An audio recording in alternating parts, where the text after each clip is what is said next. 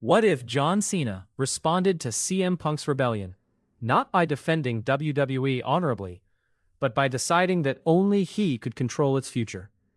In this rewrite, one choice in Chicago transforms the company's heroic champion into the system's most dangerous guardian and forces Punk to win much more than a single match. First, the documented record.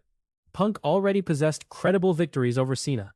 On June 20th, 2011, he defeated Alberto Del Rio and Rey Mysterio in a Falls Count Anywhere triple threat match to earn the title shot. WWE's story said his contract would expire on July 17th and that he intended to depart with the championship, an on-screen claim, not verified private information. After Punk's June 27th televised broadside against Cena and WWE's hierarchy, WWE announced a storyline suspension. On July 4th, Cena opposed that suspension and offered up his championship rather than let management cancel the match. McMahon reinstated Punk, then announced the storyline threat that Cena would be fired if Punk escaped Chicago as champion. Cena was still positioned as the principal defender. Our real-world cutoff is exact. Monday, July 11th, 2011. Immediately after Punk tore up the unsigned prop contract at the conclusion of Raw's televised negotiation. Cena was WWE champion, Punk remained his scheduled challenger, and their match was 6 days away. The record stops here. From the moment those pieces hit the canvas, every event in this episode is fictional alternate history. In our hypothetical Money in the Bank main event, Punk repeatedly escapes Cena's power offense and drags the champion into a tense, exhausting contest. When a fictionalized executive distraction pulls the referee away, Cena faces the defining choice. He retrieves the championship, strikes Punk with it, hides the evidence, and wins. He then accepts the executive's handshake. Cena has preserved the title by becoming everything Punk accused the system of producing. The next fictional Raw gives Cena no celebratory entourage. Alone under red light, his imagined promo is summarized rather than quoted.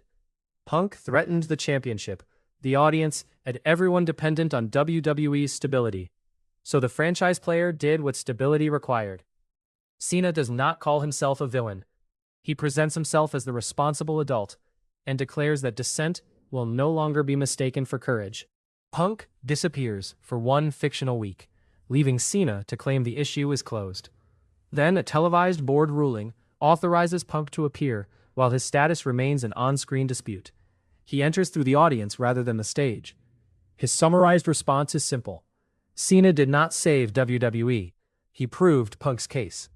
Management books a SummerSlam rematch, but Cena's championship can change hands only by pinfall or submission. At the fictional SummerSlam, Punk controls Cena long enough to threaten a clean finish. Cena rolls outside, weaponizes the ring steps, and deliberately accepts disqualification. Punk wins the match, but not the championship. The decision establishes Cena's new method. He is no coward running from every fight. He is a champion calculating exactly which rules he can break while preserving institutional power. Punk must now remove his escape routes. Across the next fictional month, Punk defeats opponents selected to exhaust him, while Cena conducts post-match attacks only when officials can separate them. Punk refuses an ordinary rematch. He asks for no disqualifications at Night of Champions, accepting that Cena's weapons will be legal, because Cena's excuses will disappear too. Management agrees. Meanwhile, Alberto Del Rio still wins this alternate timeline's Money in the Bank briefcase, quietly creating a third threat.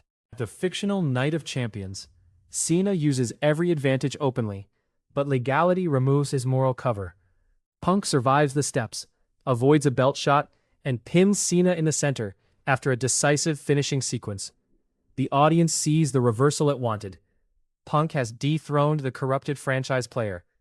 Yet Cena remains conscious outside the ring, watching Punk receive the championship, and realizes he can still determine who leaves with it. Cena attacks Punk after the bell, not to reclaim the championship immediately, but to deny Punk his moment.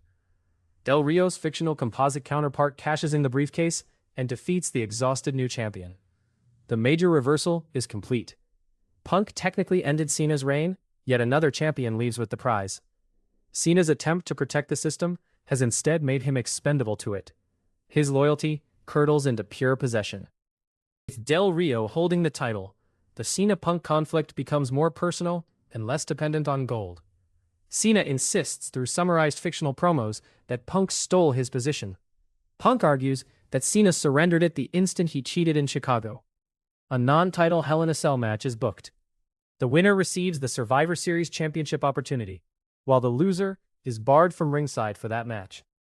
Now their rivalry produces a future, rather than another disputed finish. Inside the fictional cell, Cena cannot engineer a disqualification or summon an authority figure. He dominates physically, but repeatedly pauses to punish Punk instead of finishing him. That obsession costs him. Punk escapes the final power move, lands his decisive combination, and pins Cena clean.